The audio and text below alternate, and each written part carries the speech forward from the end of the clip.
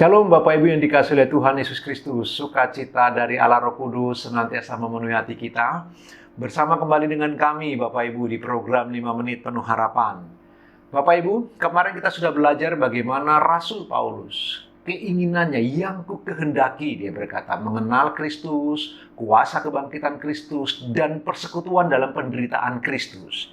Hari ini kita coba melihat hal-hal praktisnya Bapak Ibu yang dikasihi oleh Tuhan. Aristoteles, seorang filsuf, pernah berkata, saya menganggap dia lebih berani, yakni yang mengatasi keinginannya daripada dia yang mengalahkan musuh-musuhnya. Karena kemenangan terberat adalah atas diri sendiri. Bapak Ibu yang dikasihi Tuhan, saya setuju dengan pernyataan ini Bapak Ibu. Orang yang berani bukan sekedar orang yang sanggup menaklukkan musuh-musuhnya, lawan-lawannya. Orang yang berani adalah orang yang sanggup menaklukkan keinginan diri.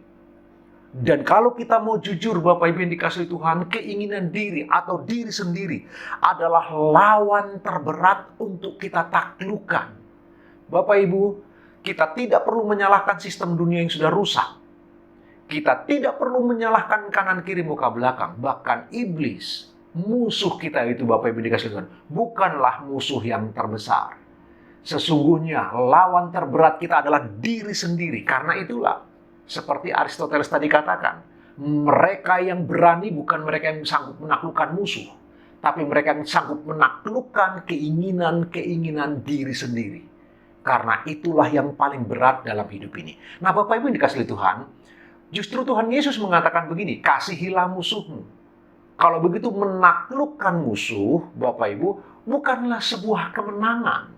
Karena musuh harus kita taklukkan dengan mengasihi. Karena Tuhan Yesus berkata, kasihilah musuhmu. Sebuah kemenangan sejati ketika kita sanggup mengalahkan keinginan diri dengan berbagai macam motifnya. Bapak Ibu yang dikasihi Tuhan. Kita perlu berpikir bagian ini dengan serius Bapak Ibu. Saya mendorong, kita punya wawasan yang terbuka, kita punya paradigma yang harus diubah. Hari ini kita tahu, orang yang berani sesungguhnya adalah orang yang sanggup mengalahkan dirinya sendiri. Bapak Ibu, kemarin ketika ada di Bandara Surabaya, saya tidak menuju ke Batam Bapak Ibu, di waiting room saya duduk.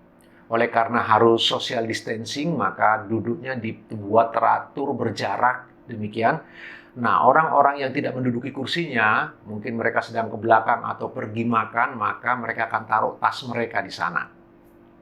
Lalu kemudian, karena saya harus ke belakang ke toilet, saya juga taruh tas saya di kursi tempat saya duduk, itu Bapak Ibu di waiting room.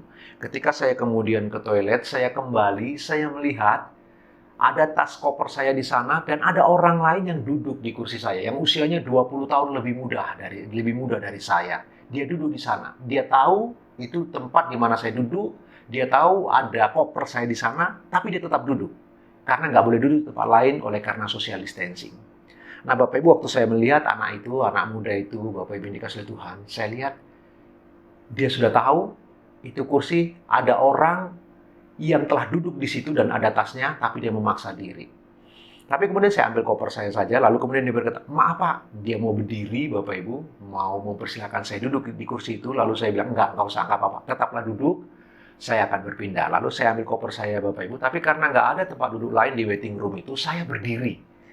Ketika saya berdiri, Bapak Ibu yang dikasihi oleh Tuhan, kelihatannya setelah sekian lama kemudian dia sungkan barangkali. Dia juga berdiri menghampiri saya lalu berkata, Pak silakan duduk kembali. Saya bilang, enggak apa-apa, silakanlah engkau duduk. Saya mau cerita ini Bapak Ibu yang dikasihi oleh Tuhan. Waktu saya lihat anak muda itu, ada keinginan untuk marah. Ada keinginan untuk kecewa. Tetapi kemudian saya coba menahannya, saya berpikir rasional. Lalu kemudian saya ambil koper saya. Waktu saya ambil koper saya mengambil posisi untuk berdiri saja sambil menunggu kami dipanggil ke pesawat Bapak Ibu. Di dalam hati saya ada sebuah sukacita kemenangan terhadap diri, bukan terhadap orang muda itu.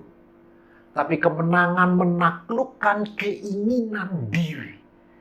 Ayo kita belajar bersama-sama. Mungkin itu hal yang sederhana, hal yang sangat kecil.